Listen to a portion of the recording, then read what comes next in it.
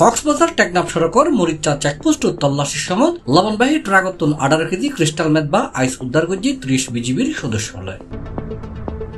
এই সময় ফাঁসার হাতে জড়িত থাকার অভিযোগে ট্রাকের চালক এবং হেলপারের আটক করা হয়। আর উদ্ধারকৃত আইসের বর্তমান বাজার মূল্য প্রায় 90 কোটি টাকা বলে জানা গিয়ে।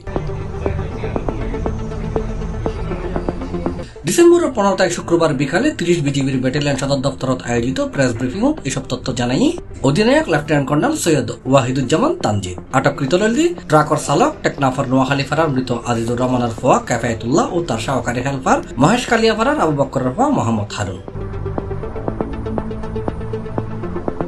লেফটেন্যান্ট কর্নেল সৈয়দ ওয়াহিদুজ্জামান তানজিদ হই বর্তমান সরকারের মাদকের বিরুদ্ধে জিরো টলারেন্স নীতির যথাযথ বাস্তবায়ন কল্পে মাঠ পর্যায়ে বিজিবির অভিযানিক কর্মকাণ্ড এবং গোয়েন্দা তৎপরতা অব্যাহত রয়েছে। এরই ধারাবাহিকতায় অদ্য 15 ডিসেম্বর 2023 তারিখ 0030 ঘটিকায় রামু ব্যাটালিয়নের অধীনস্থ মরিচা যৌথ চেকপোস্টে বিশ্বস্ত গোয়েন্দা তথ্যের ভিত্তিতে টেকনাফ হতে কক্সবাজার গ্রামে একটি ট্রাক থামানো হয়।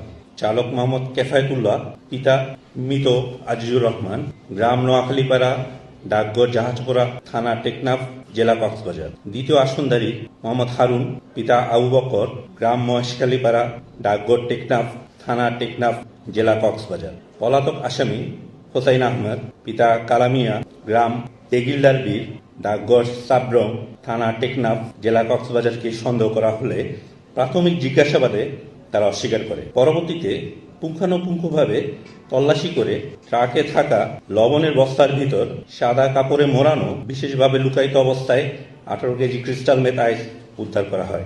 পরবর্তীতে আসামিদের স্বীকারোক্তি মতে মাদক চক্রের মূল হোতা হোসেন আহমদকে ধরার জন্য টেকনাফের সাবরং এলাকায় সারা অভিযান পরিচালনা করা হয়।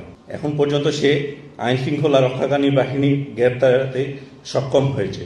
সে যাতে বৈধভাবে দেশ ছেড়ে পালাতে না পারে এজন্য তার পাসপোর্ট এবং জাতীয় পরিচয়পত্র জব্দ করা হয়েছে। আসামিদের গ্রেফতারের জন্য আমাদের এই অভিযান এবং গোয়েন্দা তৎপরতা অব্যাহত রয়েছে। আটককৃত মোট সামগ্রী আইস 18 কেজি, ট্রাক একটি, নগদ 3,36,020 টাকা, মদ 1 বোতল, চাকু 1টি এবং মোবাইল 3টি। ধৃত আসামি 2 জন এবং পলাতক আসামি 1 জন। উল্লেখ্য, আটককৃত আসামিদেরকে আইস এবং অন্যান্য মালামাল সহ নিয়মিত মামলার মাধ্যমে রামু থানায় হস্তান্তর করার প্রক্রিয়া চলমান রয়েছে।